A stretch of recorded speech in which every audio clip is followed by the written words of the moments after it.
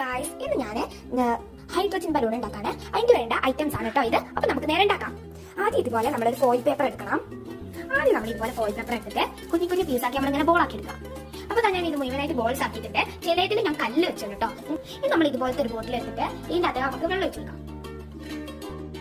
നമ്മൾ ഈ ഒരു ബോൾസ് ആക്കി വെച്ച് നമുക്ക് ഇതിന്റെ അകത്തേക്ക് ഇട്ട് കൊടുക്കാം. അപ്പൊ ഞാൻ മുഴുവനായിട്ട് ഇട്ടാണ്.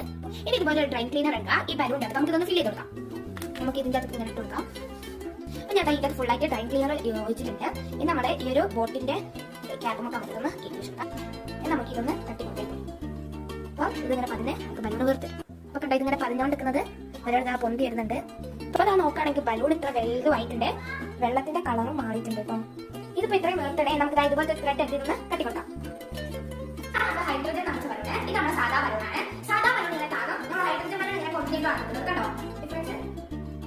ഡിഫറൻസ് ഇങ്ങനെ പൊന്തിരിക്കും, പക്ഷെ എന്റെ ഇങ്ങനെ പൊന്തിരിക്കില്ല, ഇങ്ങനെ നിൽക്കുള്ളൂ, പറക്കുന്നില്ല.